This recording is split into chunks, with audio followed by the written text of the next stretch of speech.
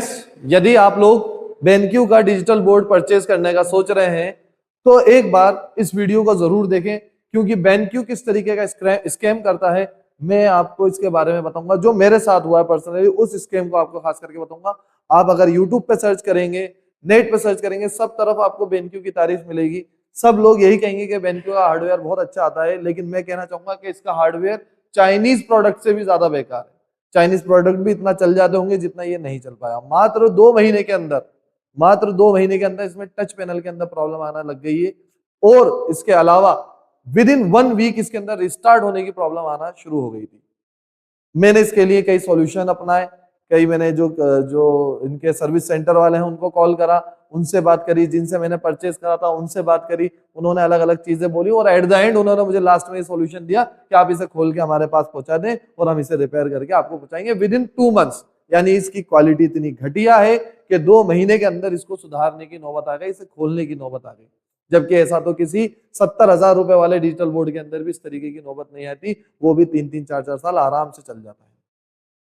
तो मैं आपको आज जो स्कैम BenQ करता है, जिस तरीके की प्रॉब्लम्स जो इसके कस्टमर्स हैं वो फेस करते हैं, वो मैं आपको बताना चाहूंगा। मुझे औरों का नहीं पता, पर्सनली मेरा बता रहा हूँ, और ऐसा आपके साथ नहीं हो इसीलिए मैं ये वीडियो आपको बता रहा हूँ। और मैं यही कहना चाहूंगा, आप मैक्सअप परचेज कर लें, साइबरनेटिक्स का परचेज कर लें, टीचमिंट का परचेज कर लें, या कोई और सा ब्रांड आपको लगे, जो अच्छा लगे वो परचेज कर लें।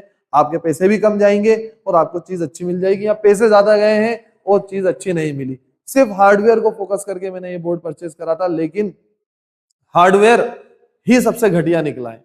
इसमें सॉफ्टवेयर में तो कुछ खास चीज है ही नहीं। सॉफ्टवेयर तो बहुत अच्छा टीचमेंट दे रहा है, सॉफ्टवेयर बहुत अच्छा साइबरनेटिक्स वाला दे रहा है, लेकिन इसमें तो सॉफ्टवेयर के रिगार्डिंग कोई बहुत खास चीजें है ही नहीं।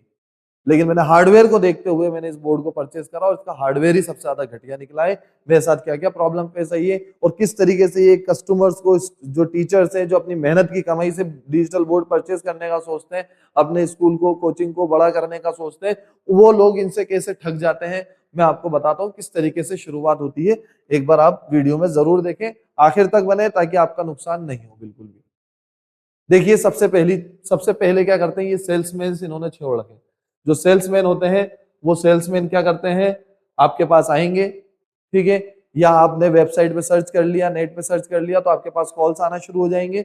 मेरे केस में ये रोहताश पारिक करके एक जो है सेल्समैन था, इसने मुझे बोला कि सर आप एक बार हमारा डिजिटल बोर्ड देखिए। मैं इनके सर्विस सेंटर गया, वहाँ सॉरी एक्सपीरियंस सेंटर गया। वहां जाकर मैंने जब इनका डिजिटल बोर्ड देखा, इन्होंने खूब तारीफें करी, बोला हमारे ये फीचर है, वो फीचर है, जाने का क्या, और जो इसमें कमियां थी वो छुपाई। जैसे कि मैं आपको बता दूं क्या कमी थी, उसके बारे में हम बात करेंगे, लेकिन मैं शॉर्ट बताता हूँ। इसके अंदर वाईफाई नहीं है, इस डिजिटल बोर्ड में वाईफाई नहीं है, ठीक है। आप 70,000 रुपए वाला डिजिटल बोर्ड भी लेंगे ना, उसमें वाईफाई आएगा इनबिल्ट, इसमें वाईफाई नहीं है, ठीक है। ये बात हमें बताई नहीं गई। हमें क्या बताया गया, इसका हार्डवेयर बहुत अच्छा है और ये ऐसा है और हम आपको ऐसी सर्विस देंगे सर। वो लोग सर्विस नहीं देंगे, आप परचेज कर लेंगे, फिर कुछ नहीं होगा। इस तरीके की बहुत मीठी मीठी बातें उन्होंने करी, जो कि उनका काम है, वो करते भी है, ठीक है। लेकिन मेहनत का पैसा आपका जाएगा, जैसे कि मेरा गया है, जैसे कि मैं परेशान हो रहा हूँ इसको लेने के बाद में। तो आपको थोड़ा समझदारी रखना है। मैंने भी समझदारी रखी, मैंने नेट पे भी सब सर्च करा, सब कुछ करा, लेकिन मेरे को ये चीज फेस करना पड़ रही है, इसलिए मैं आप लोग को इस चीज के लिए अवेयर कर रहा हूँ। आप कोई सा भी परचेस करें, BenQ का परचेस ना करें। सेल्समैन ने बहुत झूठी सच्ची बातें करके और हमें इसको बहुत अच्छा बता दिया कि ये बहुत अच्छा है, जबकि इसकी जो कॉस्ट है, सेकंड जो ड्रॉबैक, आदमी कुछ भी खरीदता है तो कॉस्ट तो मायने रखाती है। तो इसकी जो कॉस्ट है वो और डिजिटल बोर्ड से किसी में 10,000 रुपए ज्यादा, किसी में 20,000 रुपए ज्यादा, किसी में 25,000 रुपए ज्यादा। और अगर आप नॉर्मल वाला नॉर्मल डिजिटल बोर्ड लेते हैं बिना किसी कोई खास फीचर के, नहीं, तो उससे ये 50,000 रुपए ज्यादा है बोर्ड।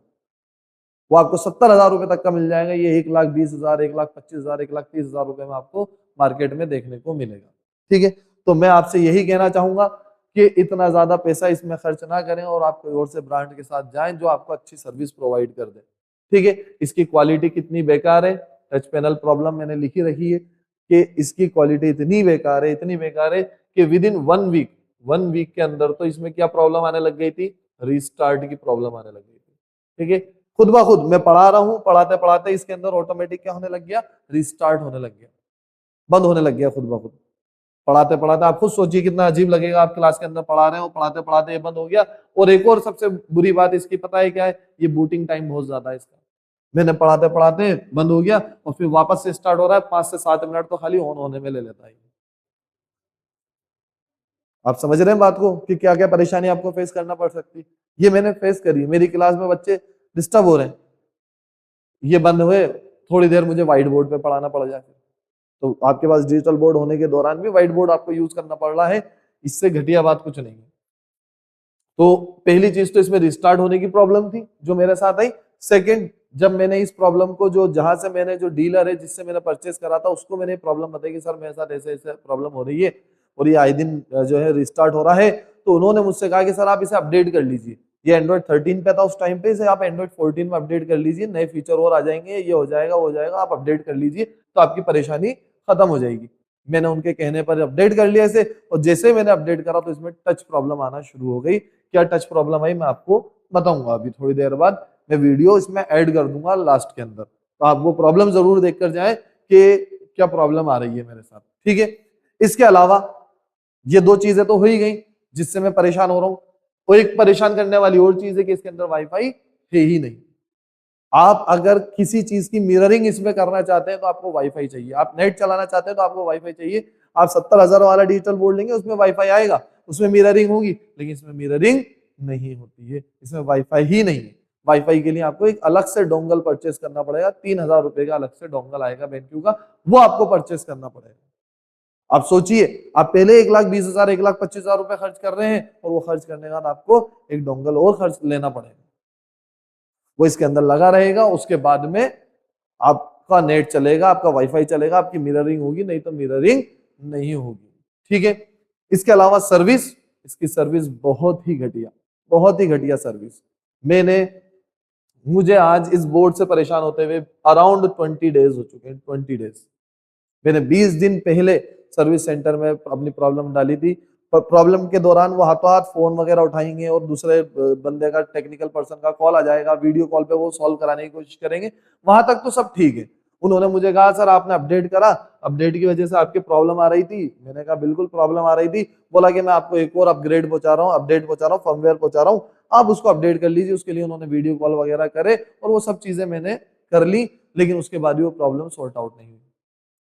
फिर उन्होंने मुझे डाउनग्रेड करने के लिए बोला कि सर आप वापस से वही वर्जन कर लो जो आपका पुराना वाला था और आपका काम चल जाएगा, जबकि डाउनग्रेड नहीं करते। मतलब उस सर्विस पर्सन को ये भी नॉलेज नहीं है कि आपको डाउनग्रेड नहीं करना चाहिए, अपग्रेड कर लो, अपग्रेड हुई चीज डाउनग्रेड नहीं होती, ठीक है। उन्होंने मुझे फिर भी दिया और मैंने इसमें कनेक्ट करा, ये तो इस बोर्ड ने खुद ने उसे डाउनग्रेड नहीं करा, नहीं तो ये डाउनग्रेड हो जाता तो और ज्यादा स्लो हो जाता और ज्यादा बेकार हो जाता, लेकिन इसने खुद ने उसे नहीं करा। अपग्रेड होने के अंदर ले रहा है ये बूटिंग, और डाउनग्रेड में बूटिंग नहीं ली इसने, इसलिए ये डाउनग्रेड नहीं हो, नहीं तो ये और ज्यादा बेकार हो जाता। लेकिन उन लोगों को नॉलेज नहीं है, उन्होंने तो मुझे 2 बार 4 बार कनेक्ट करके और डाउनग्रेड कराने की कोशिश करी थी।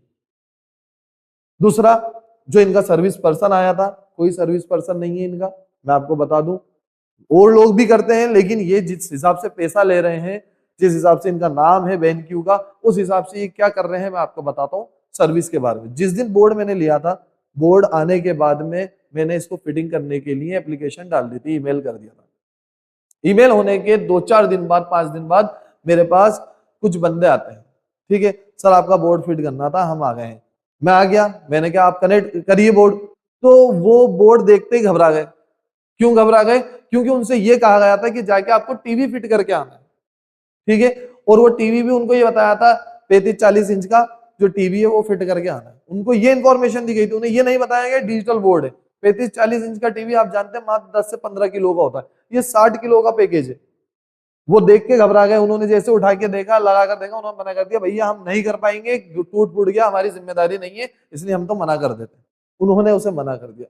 मना करने के बाद फिर जब मेरी दोबारा बात हुई, मैंने उनसे कहा सर आप किन लोग को पहुंचा रहे हैं, ऐसे लोग को जो ये इतनी महंगी चीज को तोड़ देंगे, गिरा देंगे, गिर गया, सही से फिटिंग नहीं करी या टेढ़ा मेढ़ा फिट करके चल गए, बाद में गिर गया, किसका नुकसान होगा, आपका होगा मेरा होगा। तो फिर वो हंसने लगा, बोला कि सर मैं आपको दूसरा बंदा पहुंचा देता हूँ। दूसरा बंदा उसने पहुंचाया, वो दूसरा बंदा भी LG कंपनी का था, वो दूसरा बंदा भी मैंने ही उसे सजेस्ट करा था कि आप चाहो तो उससे बात कर लो, उन्हें पहुंचा दो, जबकि उनका कोई सर्विस सेंटर कोई यहाँ पर ऐसा है नहीं कि यहाँ टॉक के अंदर उन्होंने बात किया। ऐसे सब जगह है उनका कि उन्होंने कोई पर्सनल उनका एक जो है ऑफिस हो, BenQ का ऑफिस हो, या जयपुर से या कोई जहां इनके बड़े ऑफिस है वहां से ही बंदे को पहुंचा रहा है, ऐसा कुछ भी नहीं है। यहीं के लोकल बंदों को ये पैसा देते हैं 200-500 रुपए, नेट पे देख के उनको कॉल करके उनसे कहते हैं ये करना है और आपको पैसा दे देंगे। तो मैंने वो बंदा सजेस्ट करा क्योंकि मैं जानता था पर्सनली वो एक्सपीरियंस बंदा है, नहीं तो क्या पता फिर कैसा अनट्रेंड पर्सन आता। लेकिन मुझे पता था कि वो ट्रेंड पर्सन है, इसलिए मैंने उसके बारे में उनको बोला और उन्होंने फिर उस बंदे को पहुंचाया, वो फिटिंग करके गए। ये तो पहली बात हो गई।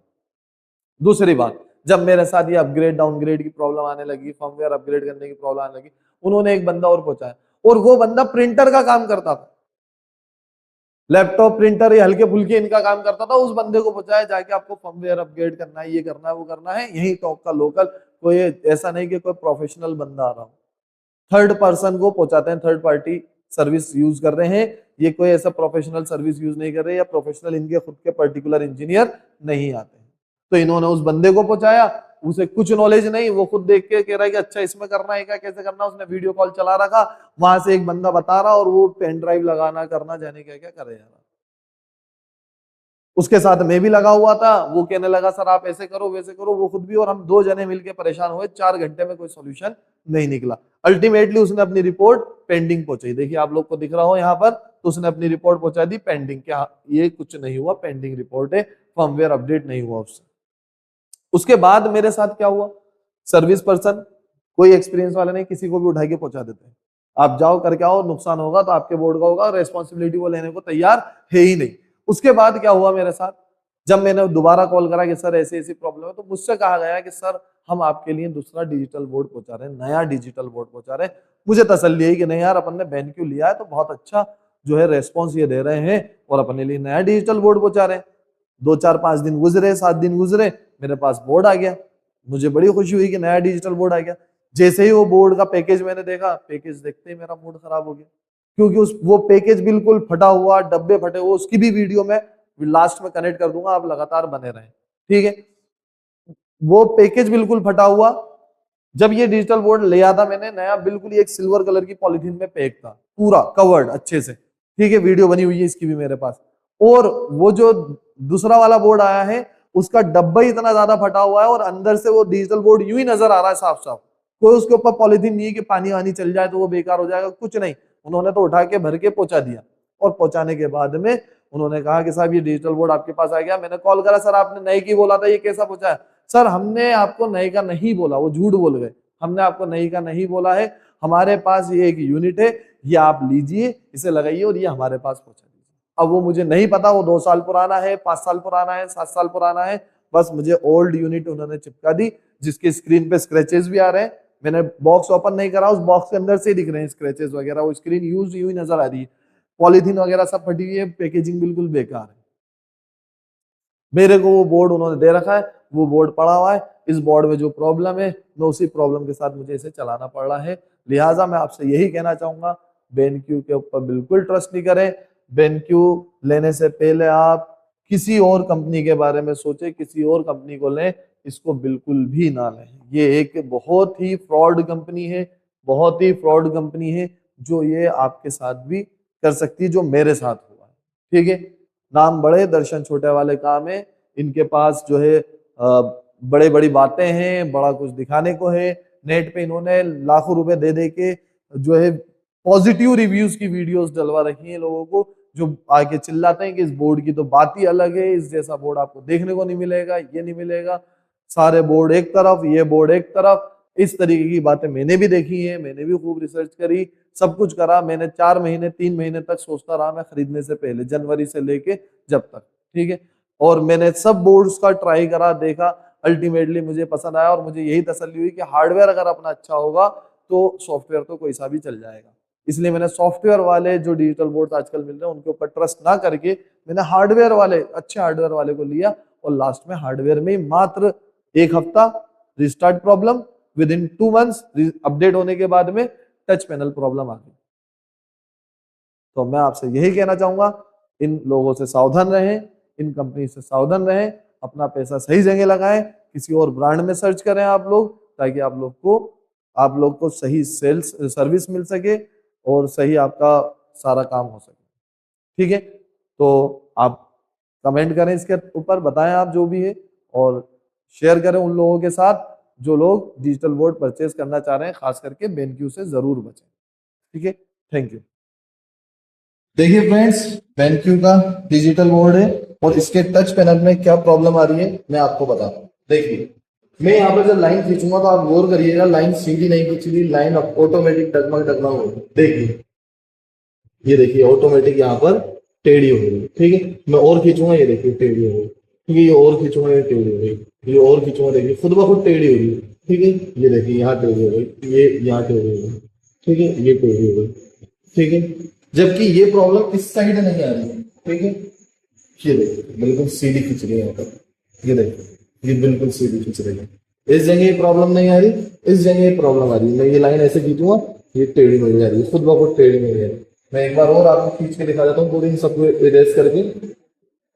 ठीक है, ये देखिए, ये देखिए, ये देखिए खुद ब खुद टेढ़ी हो गई है। ठीक है, ये देखिए, ये खुद ब खुद टेढ़ी, ये लाइन टेढ़ी हो रही है। ये सीधी भी खींचूंगा तो टेढ़ी आ गई, सीधी खींची नहीं लाइन, ऑटोमेटिक क्या हो रहा है इसके अंदर, टेढ़ी हो गई लाइन। ये देखिए यहाँ पर इस जगह करीब से लेकर दिखाओ। ठीक है, ये देखिए, फिर मैं खींचूंगा, देखिए यहाँ पर लाइन टेढ़ी हो गई। ये देखिए यहाँ सीधी लाइन खींची नहीं गई बिल्कुल। ठीक है, जबकि हॉरिजॉन्टल लाइन सही आ रही है, लेकिन वर्टिकल में टच में प्रॉब्लम आ गई, हाफ टच में प्रॉब्लम आ रही है, और हाफ टच बिल्कुल सही है, हाफ टच में कोई दिक्कत नहीं आ रही। ठीक है, तो ये मतलब ऑटोमेटिकली टच की प्रॉब्लम जनरेट हो चुकी है इसमें। देखिए फ्रेंड्स, जो रिप्लेसमेंट यूनिट उन्होंने मुझे नया बोलकर पहुंचाई है, मैं आपको दिखाऊं वो किस तरीके की पैकेजिंग है उसका, और वो किस तरीके से यूज्ड प्रोडक्ट है। हमने इसे खोला नहीं है, लेकिन इसकी हालत से ही पता चल रहा है। और आप इसके अंदर जो होल्स हो रहे हैं, उस होल्स में से मैं आपको दिखाता हूँ कि ये ओपन यूनिट है, खुली हुई यूनिट है, यूज्ड यूनिट है। ठीक है, देखिए मैं कैमरा चेंज करता हूँ। देखिए, ये देखिए, ये पूरा अलग से, ठीक है, टेप चिपका रखा है, ये पूरा पैकेजिंग फट रहा है। ठीक है, ये ऊपर से सारा अलग टेप लगा हुआ है, आप देख सकते हैं, ये पूरा पैकेजिंग इधर से फटा हुआ है। ठीक है, दूसरी बात, यहाँ पर देखिए इस होल में से ये आपको यूनिट अंदर से ओपन है। ठीक है, पॉलीथीन चढ़ी रहती है इस पर, मैं दूसरी साइड दिखाता हूँ। यहाँ देखिए, हम इसे लिटा रहे हैं अभी। ठीक है, लिटाओ धीरे से, धीरे से, हाँ। ठीक है, देखिए यहाँ से ये ओपन, ये स्क्रीन दिख रही है आपको। ठीक है, ये देखिए फ्लैश लाइट ऑन करी, ये स्क्रीन दिख रही है।